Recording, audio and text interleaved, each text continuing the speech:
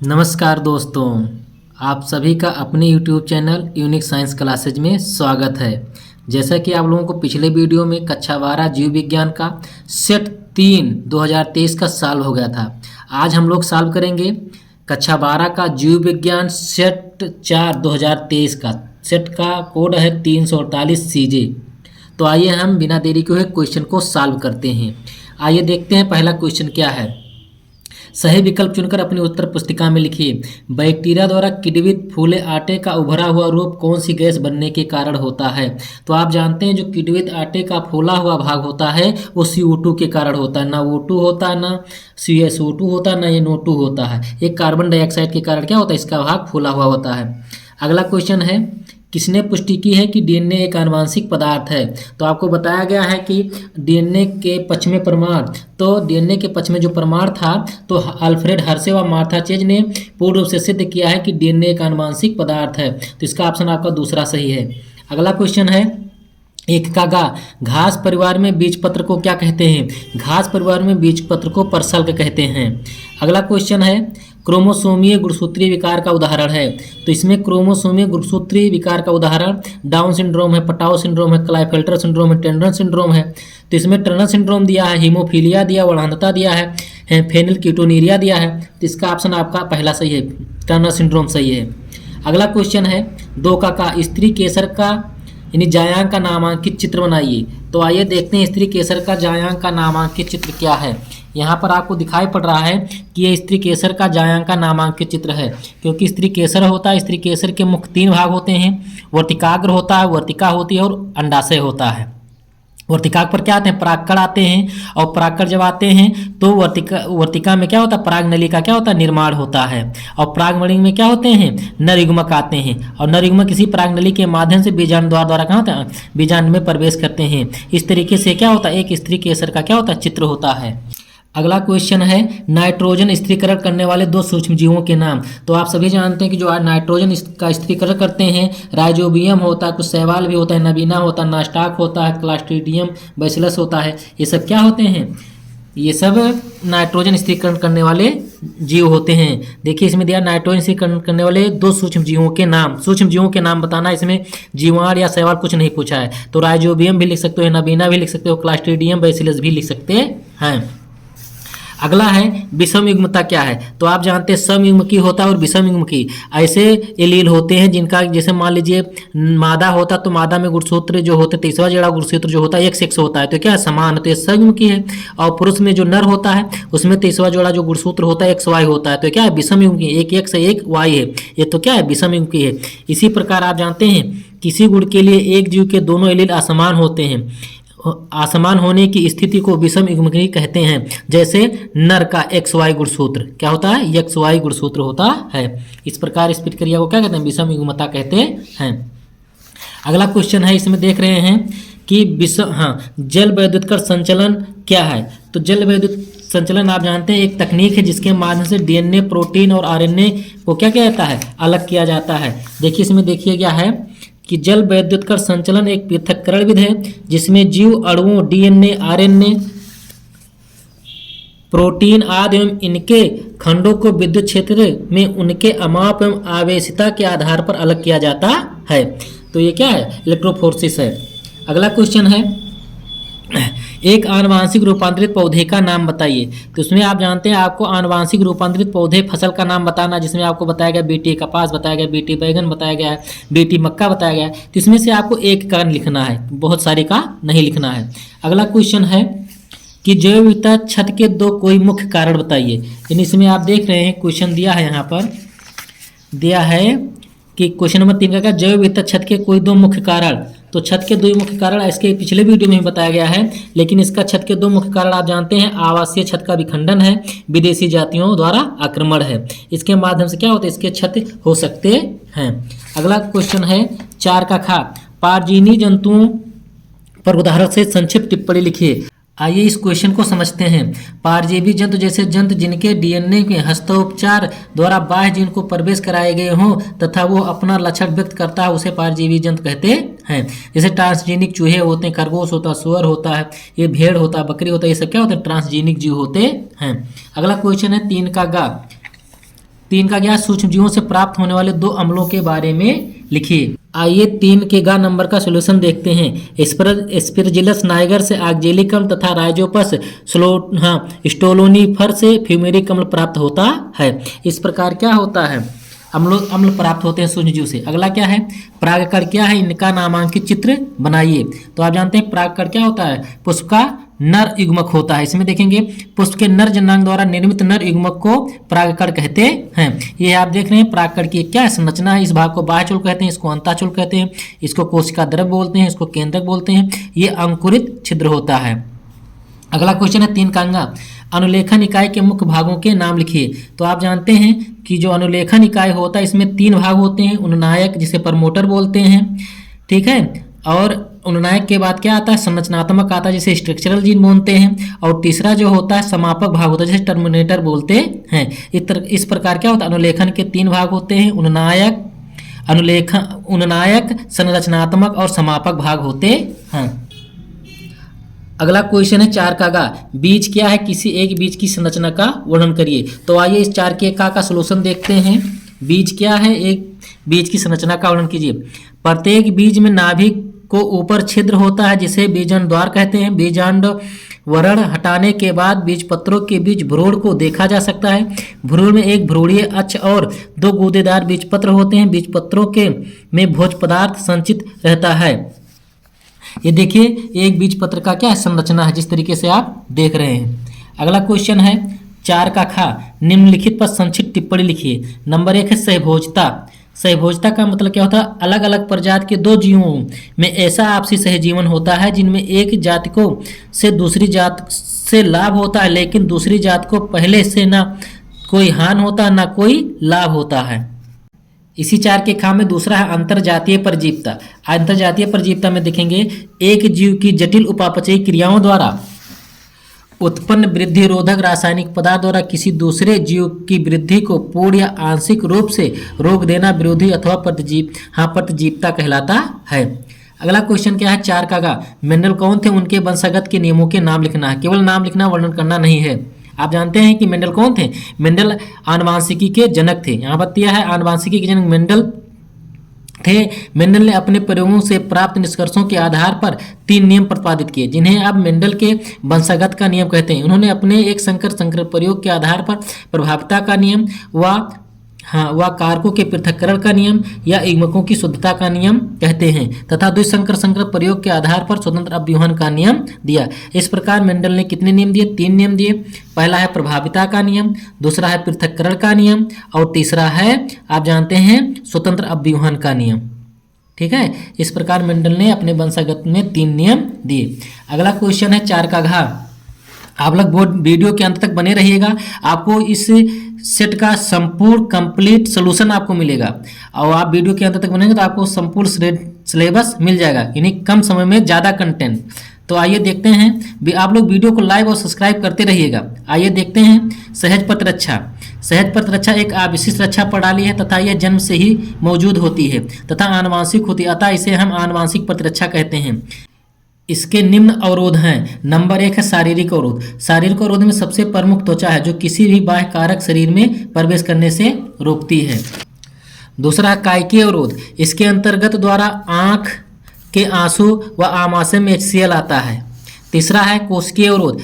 यह हमारे शरीर में PMNL जैसे श्वेतार मोनोसाइट लिम्फोसाइट होते हैं। अगला साइटोकाइन अवरोध। विषाण संक्रमित कोशिकाएं विशेष प्रकार की प्रोटीन जिन्हें इंटरफेरॉन कहते हैं। अगला है प्रदाह अवरोध। जब त्वचा के संक्रमण या ऊतक क्षार होता है तो वहाँ लालपन, सूजन व दर्द जैसी स्थानीय प्रक्रिया होती है, इसे प्रदाह अवरोध कहते हैं। आइए अगला क्वेश्चन का सॉल्यूशन देखते हैं। 5 का न्यूक्लियोसोम का सचित्र वर्णन कीजिए। आप लोगों को हम लगा दे रहे हैं, आप लोग स्क्रीनशॉट ले लीजिएगा न्यूक्लियोसोम का चित्र, क्योंकि न्यूक्लियोसोम में आप जानते हैं क्या होता है, न्यूक्लियोसोम अष्टफलकीय होता है। जो एक गेंद होता है, जैसे गेंद नहीं, एक गेंद की तरह ऐसे बांधे हुआ होता है, उस तरीके से ऐसे क्या होता है, न्यूक्लियोसोम रस्सी की तरह क्या होता है, ऐसे बंधा होता है। इस न्यूक्लियोसोम में प्रोटीन होते हैं, हिस्टोन प्रोटीन होते हैं। H2A होता है, H2B होता है, H3 होता है और H4 होता है। ये हिस्टोन प्रोटीन होते हैं और इसमें एक प्रोटीन क्या होता है, हिस्टोन H1 होता है, जो दोनों रस्सियों को बांधने का कार्य करता है। इस प्रकार क्या होता है, न्यूक्लियोसोम की सचित्र वर्णन है। हम इसका चित्र लगा देंगे और आप लोग इसका स्क्रीनशॉट ले लीजिएगा, जिससे आप लोगों की तैयारी बढ़िया से हो जाएगी। आइए इसका सोल्यूशन देखते हैं। ब्रैड मरी ने सन 1981 में न्यूक्लियोसोम की संरचना का वर्णन किया था। इसके अनुसार हिस्टोन प्रोटीन 5 प्रकार के होते हैं। H1, H2A, H2B, H3 व H4 होते हैं। इनमें से 4 अर्थात H2A, H2B, H3 व H1 युग्मों में पाई जाती हैं और हिस्टोन अष्टक का निर्माण करती हैं, क्योंकि ये अष्टफलकीय होते हैं। अतः इसे न्यूक्लियोकाय न्यूक्लियोसोम का कोर कहते हैं। अगला क्वेश्चन है 5 का खा। फाइलेरियोसिस क्या है? इस रोग के कारणों एवं लक्षणों का वर्णन करना है, क्योंकि आप जानते हैं जो फाइलेरियोसिस होता है इसे हाथी पांव भी कहते हैं, एलिफेंटियासिस जिसे बोला जाता है। जो फाइलेरियोसिस होता है, फीलपांव होता है, यह एक क्रीम होता है, बाउचेरिया बैंक्रफ्टाई के कारण होता है। तो आइए इसके सोल्यूशन के बारे में हम लोग पढ़ते हैं। फीलपांव या फाइलेरियोसिस बाउचेरिया बैंक्रफ्टाई को फाइलेरिया वर्म कहते हैं। यह संघ निमेटोडा या परजीवी जंतु है। मानव में इसके संक्रमण से हाथी पांव एलिफेंटियासिस या फाइलेरियोसिस रोग उत्पन्न होता है। इसका संक्रमण मादा क्यूलेक्स मच्छर के काटने से होता है। इसके संक्रमण से शोध व जनन अंगों में भारी विरूपता आती है। इस रोग से बचाव के लिए मच्छरों को नष्ट करना चाहिए, इनके काटने से बचना चाहिए। रोगाणु कृमि जरायुज होते हैं। रोग का आकार हेट्राजीन, रोग का उपचार हेट्राजीन, एंटीमनी तथा आर्सेनिक यौगिकों का प्रयोग किया जाता है। अगला क्वेश्चन है प्रतिबंधन एंजाइम क्या है, ये कितने प्रकार के होते हैं, चर्चा कीजिए। तो आइए प्रतिबंधन एंजाइम पर चलते हैं। प्रतिबंधन एंजाइम क्या है, ये कितने प्रकार के होते हैं। प्रतिबंधन एंडोन्यूक्लियस, यह डीएनए के द्विक को विशेष न्यूक्लियोटाइड अनुक्रमों पर इस प्रकार टुकड़ों को तोड़ते हैं कि उनके दोनों रुजुकों के विमुख सिरों पर कुछ न अयुग्मित क्षार होते हैं।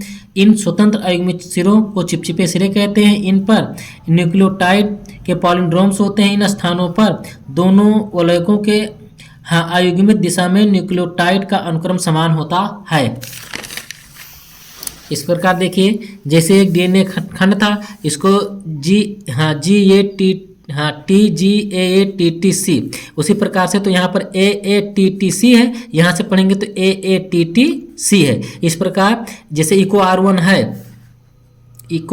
है, ये ऐसे इंस्ट्रक्शन एंजाइम होते हैं जो पॉलिंड्रोमिक सीक्वेंस जहाँ होता है वहीं पर काटते हैं, ऐसे काटते हैं, इस तरीके से काटते हैं। और जब अलग हो जाते हैं तो इसका जो विमुख सिरा होता है इसको चिपचिपे सिरे कहते हैं। अगले देखेंगे, एक ही प्रतिबंधन न्यूक्लियो एंजाइम द्वारा काटे हुए सभी डीएनए खंडों को चिपचिपे सिरे समान होते हैं। एक समान सिरे प्राप्त करने के लिए वाहक डीएनए का स्रोत डीएनए के अणुओं को एक ही प्रतिबंधन एंजाइम द्वारा काटे जाना आवश्यक होता है। आंतरिक बैक्टीरिया इशेरिचिया कोलाई में पाया जाने वाला इको R1 नामक एंजाइम GAATTC क्षारक क्रम को पहचानता है और डीएनए अलग के दोनों रज्जुक G तथा A के बीच विदलित करता है, यानी काटता है। अगला क्वेश्चन है प्रश्नोत्तर नंबर 5 का घा। 5 का घा, बायोरिएक्टर का सचित्र वर्णन कीजिए, यानी बायोरिएक्टर का सचित्र वर्णन करना है। तो बायोरिएक्टर जो होता है एक बेलनाकार रिएक्टर होता है, जिसमें क्या किया जाता है, देखिए इसमें क्या है। बायोरिएक्टर में बायोरिएक्टर एक बड़े बर्तन का जार होता है, जिनमें सूक्ष्म जीवों, पौधों, जंतुओं और मानव कोशिकाओं को कल्चर कराया जाता है और उनमें विशिष्ट उत्पादों तथा बेस्ट एंजाइम आदि को प्राप्त किया जाता है। देखिए यह एक बिलोडित प्रकार का बायोरिएक्टर है, जिसमें विभिन्न प्रकार के यहाँ पर मोटर लगा है, फार्म वर्क लगा है, फ्लैट बेडर लगा है, इम्पेरर लगा है, कटल बॉर्थ लगा है। बिलोडित बायोरिएक्टर की संरचना देखिए, बिलोडित बायोरिएक्टर बेलनाकार संरचनाएं होती हैं। इनके आधारीय भाग घुमावदार होते हैं, जो बायोरिएक्टर के अंदर स्थित उपस्थित पदार्थों को मिश्रित करने में सहायक होते हैं। बिलोडित बायोरिएक्टर में ऑक्सीजन व उसका मिश्रण उपस्थित होता है। वायु बुलबुले के रूप में बायोरिएक्टर के भीतर भेजी जा सकती है। बायोरिएक्टर के प्रयोजक तंत्र ऑक्सीजन प्रदान तंत्र तथा झाग नियंत्रण तंत्र, पीएच नियंत्रण तंत्र आदि भाग होते हैं। अगला क्वेश्चन है 6 का प्राकोष के अनुप्रस्थ काट का नामांकित चित्र बनाइए। केवल नामांकित चित्र बनाना है प्राकोष के अनुप्रस्थ काट का। तो आप देख रहे हैं प्राकोष के अनुप्रस्थ काट का नामांकित चित्र आप देख रहे हैं। अंतःस्तर, बाह्य स्तर, रंध्रक, ये सब क्या होते हैं, पराग कोश का क्या है, एक चित्र है, जिससे आप चित्रों के माध्यम से आसानी से समझ सकते हैं कि चित्र कैसा होता है। और ये बहुत ही इंपॉर्टेंट क्वेश्चन, ये बार बार एग्जाम में पूछा जाने वाला है। या कभी कभी आता है परिपक्व परागकोश की संरचना, कभी कभी आता है अपरिपक्व परागकोश की संरचना, कभी कभी आता है युवा परागकोश की संरचना। तो ये सब आपको ध्यान में रखना है और परागकोश की संरचना का प्रैक्टिस कर लीजिएगा, क्योंकि बार बार एग्जाम में पूछे जाते हैं। आइए अगला क्वेश्चन का सलूशन देखते हैं। थैलेसीमिया रोग पर एक संक्षिप्त टिप्पणी लिखिए। संक्षिप्त टिप्पणी लिखना तो देखिए कैसे होता है। यह अलिंग अप्रभावी रोग है। इस रोग से हीमोग्लोबिन के अणु प्रभावित होते हैं, जिससे हीमोग्लोबिन का संश्लेषण नहीं हो पाता। हीमोग्लोबिन और 4 पॉलीपेप्टाइड श्रृंखला से बने होते हैं। 2 अल्फा श्रृंखला या अल्फा ग्लोबिन, 2 बीटा श्रृंखला या बीटा ग्लोबिन है। अल्फा ग्लोबिन प्रभावित होगा तो यह अल्फा थैलीसीमिया तथा बीटा ग्लोबिन प्रभावित होगा तो बीटा थैलीसीमिया रोग होगा। इस प्रकार आप समझ सकते हैं। अगला क्वेश्चन है 6 का गा। किण्वित पेय पदार्थ क्या है, इसका उदाहरण सहित वर्णन कीजिए। तो आप जानते हैं किण्वित पेय पदार्थ वाइन, बियर, विस्की, ब्रांडी, रम ये सब होते हैं। वाइन, बियर, विस्की, ब्रांडी, रम आदि अल्कोहलीय पेय ईस्ट कोशिकाओं द्वारा तैयार किए जाते हैं। ये अंगूर के रस के द्वारा ईस्ट द्वारा किण्वन से वाइन बनती है, जौ के रस से बियर तैयार की जाती हैं। जैसे आप जानते हैं ग्लूकोज है, ग्लूकोज को ईस्ट में कौन जाइमेज एंजाइम पाया जाता है, जब इससे किण्वन कराया जाता है एथिल अल्कोहल तथा CO2 बनता है। आगे देखेंगे सिरका व एसिटिक अम्ल। एसिटोबैक्टीरिया एसिटिक नामक बैक्टीरिया द्वारा शर्करा के घोल को किण्वन करके सिरका या एसिटिक एसिड बनाए जाते हैं। बेकरी उद्योग। डबल रोटी बनाने में ईस्ट कोशिकाओं जैसे सेक्रोमाइसिस सेरेविसी का उपयोग किया जाता है। आइए 6वें का घ नंबर का सलूशन देखते हैं। स्तन ग्रंथ के आरेखीय काट का नामांकित चित्र बनाइए। तो आप देख रहे हैं ये स्तन ग्रंथ का क्या है, नामांकित चित्र है, जिस चित्रों के माध्यम से आप समझ सकते हैं कि एक स्तन ग्रंथ में क्या क्या पाई जाती हैं। इस प्रकार आप स्तन ग्रंथ का स्क्रीनशॉट ले लीजिएगा और प्रैक्टिस कर लीजिएगा, जिससे आप लोगों को एग्जाम में कोई समस्या ना हो। आइए अगला क्वेश्चन देखते हैं। प्रश्नोत्तर नंबर 7। लिंग संलग्न वंशागत से आप क्या समझते हैं, इसको किसी एक उदाहरण सहित समझाइए, सहायता से समझाइए। आप जानते हैं सहलग्नता। आप देख लीजिए सहलग्नता क्या है। जब 2 या 2 से अधिक जीन्स एक ही गुणसूत्र पर तथा एक दूसरे के पास स्थित होते हैं, तब ये स्वतंत्र अभिवहन न दिखते हुए बल्कि एक साथ वंशागत होते हैं। इस लक्षण को सहलग्नता कहते हैं। सहलग्नता की व्याख्या देखेंगे। प्रसिद्ध वैज्ञानिक मॉर्गन ने सहलग्नता का अध्ययन किया, फल व मक्खी में किया। उन्होंने बताया कि जो जीन एक ही गुणसूत्र पर स्थित होते हैं उन्हीं के कारण सहलग्नता उत्पन्न होती है और इसकी तीव्रता गुणसूत्रों में जीन्स पर ही निर्भर करती है। सहलग्नता की तीव्रता सहलग्नी जीनों के बीच की दूरी की व्युत्क्रमी होती है। लिंग सहलग्नता देखेंगे। यह विशेष प्रकार का सहलग्नता है जो कि उन जीन्स के बीच पाई जाती है जो लिंग गुणसूत्र में उपस्थित होते हैं किंतु लिंग निर्धारण में से संबंधित नहीं होते। समजात या विषम युग्मनज एक्स और वाई गुणसूत्रों के खंडों की स्थिति के अनुसार ये जीन्स विषमय नहीं कर पाते। उदाहरण जैसे हीमोफीलिया। इस रोग में चोट लग जाने पर रक्त का थक्का नहीं बनता, जिसके कारण रक्त लगातार बहता रहता है। रुधिर के लगातार बहने के कारण रोगी की मृत्यु भी हो सकती है। हीमोफीलिया लक्षण का जीन अप्रभावी होता है और एक्स गुणसूत्र पर स्थित होता है। वाई गुणसूत्र पर इसका युग्म विकल्पी नहीं होता। अतः पुरुषों में केवल एक ही एक्स गुणसूत्र पर अप्रभावी जीन होने के कारण यह रोग उत्पन्न हो जाता है, किंतु स्त्रियों में दोनों एक्स गुणसूत्रों पर हीमोफिलिक अप्रभावी जीन होना आवश्यक है। अब देखेंगे क्वेश्चन नंबर 7 का अथवा, क्योंकि इसमें 2 क्वेश्चन थे। 7 का अथवा देखेंगे, दोनों सिलेबस में, इसलिए दोनों को कराया जा रहे हैं। आप लोग वीडियो के अंत तक बने रहिएगा और पढ़ते रहिएगा, तैयारी बहुत बढ़िया हो जाएगी। और चैनल को लाइक सब्सक्राइब करते रहिएगा। अगला क्वेश्चन है हार्सियम चेज के प्रयोग को चित्रों सहित समझाइए। इन्होंने अपने प्रयोग से क्या निष्कर्ष निकाला। तो आइए देखते हैं। अल्फ्रेड डी हर्शे व मार्शा चेज का प्रयोग। हार्सियम चेज ने सर्वप्रथम रूप से सिद्ध किया कि डीएनए ही आनुवांशिक पदार्थ होता है। हार्सियम चेज ने सन 1950 में इसेरिचिया कोलाई के जीवाणु में भोजी द्वारा सिद्ध किया कि डीएनए आनुवांशिक पदार्थ है। इन्होंने 2 प्रकार के फेग कण विकसित किए हैं। इस प्रकार का फेग रेडियोएक्टिव गंधक यश वाले बैक्टीरिया से विकसित किए गए हैं। दूसरा प्रकार क्या है?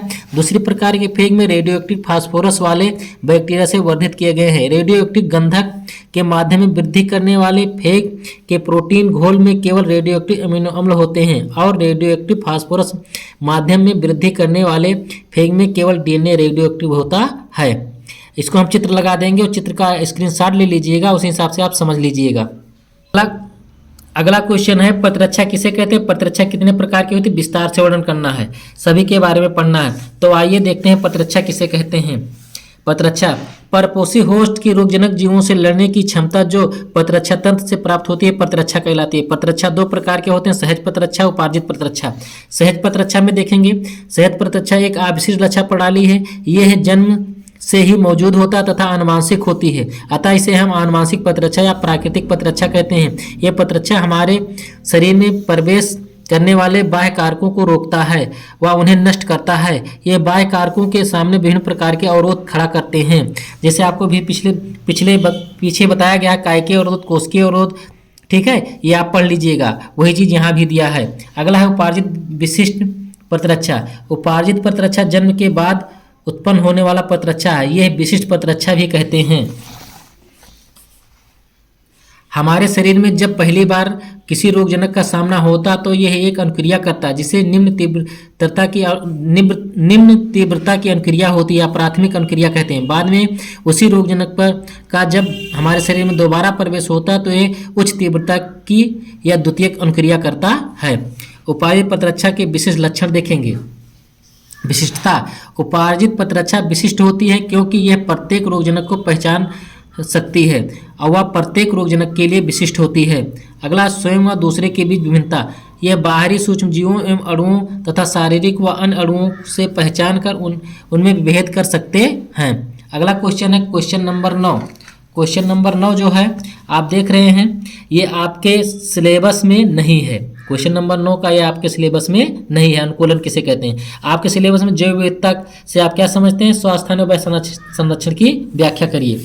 तो आपको जो सिलेबस के अनुसार वही पढ़ाया जाएगा। अनुकूलन किसे कहते हैं ये नहीं पढ़ाया जाएगा। तो आइए देखते हैं, जैव विविधता से आप क्या समझते हैं? स्वास्थ्य एवं व्यस्थानीय संरक्षण की व्याख्या कीजिए। जैव विविधता, पृथ्वी पर पेड़ पौधों और जीव जंतुओं की लगभग 17-18 लाख से अधिक प्रजातियां का विवरण मिलता है। 22 मई जैव विविधता दिवस जैव विविधता दिवस मनाया जाता है। किसी स्थान में रहने वाले विभिन्न प्रजातियों की कुल संख्या और प्रत्येक प्रजाति में पाई जाने वाली आनुवांशिक विभिन्नता को क्या कहते हैं? जैव विविधता कहते हैं। अब इसमें स्वास्थ्य और बहस्थानीय पढ़ना है। स्वास्थ्य संरक्षण, इस संरक्षण के अंतर्गत पादप व जंतुओं का संरक्षण उनके प्राकृतिक आवासों में किया जाता है, जैसे जैवमंडल, संरक्षित क्षेत्र, राष्ट्रीय उद्यान, वन्यजीव अभयारण्य।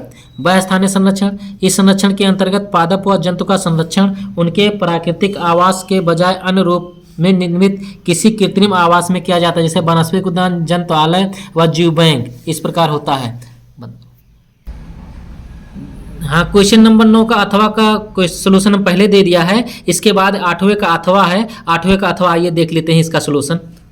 जीवों की मानव कल्याण में सूक्ष्म जीवों की, क्वेश्चन नंबर 9 का अथवा का सोल्यूशन मैंने आप लोगों को दे दिया है। इसके बीच में क्वेश्चन नंबर 8 का सोल्यूशन का अथवा छूट गया है, इसके बाद मैं दे रहा हूँ, इसका भी आप लोग ध्यान से पढ़ लीजिएगा। आइए देखते हैं क्वेश्चन नंबर 8वें का अथवा।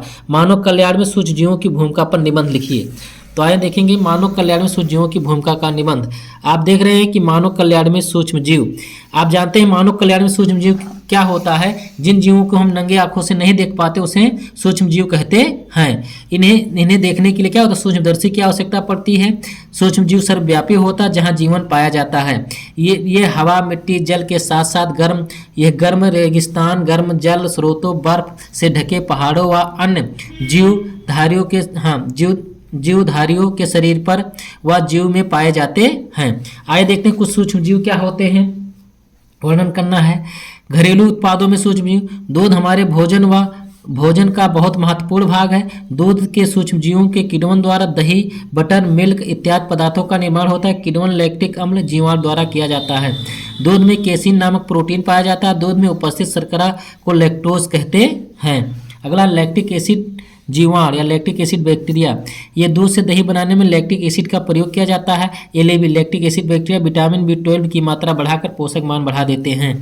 अगला क्वेश्चन है गुथा आटा ढोकला डोसा व इडली में दाल चावल का आटा का प्रयोग किया जाता है। डोसा और इडली को बनाने के लिए स्ट्रेप्टोकोकस पिकेलिस तथा न्यूकोनास्टाक जीवाणु का उपयोग किया जाता है। यह आटे में किण्वन की क्रिया करते हैं जिससे आटा फूल जाता है। ब्रेड को बनाने के लिए ईस्ट का प्रयोग किया जाता है जिसका कॉमन नाम बेकर्स ईस्ट का प्रयोग किया जाता है। गेहूं के आटे में ईस्ट को मिलाकर किण्वन के लिए कुछ घंटे के लिए रख देते हैं। औद्योगिक उत्पादों में सूक्ष्म जीव विज्ञान का वो शाखा जिसके अंतर्गत हम सूक्ष्मजीवों द्वारा उत्पन्न होने वाले उन पदार्थों का अध्ययन करते हैं जो व्यावसायिक दृष्टि से महत्वपूर्ण होते हैं, औद्योगिक सूक्ष्म जीव विज्ञान कहलाते हैं। एल्कोहलीय पेय पदार्थ ईस्ट के विभिन्न प्रभेदों का उपयोग करके किण्वन द्वारा वाइन, बियर, विस्की, रम आदि एल्कोहलीय पेय पदार्थ तैयार किए जाते हैं। इस प्रकार आप लोगों का जीव विज्ञान का सेट नंबर 4 2023 का समाप्त हो रहा है। अगले सेट का आपको नेक्स्ट वीडियो में मिलेगा और आप लोग पढ़ते रहिएगा और नोट्स बनाते रहिएगा। तब तक के लिए थैंक यू सो मच।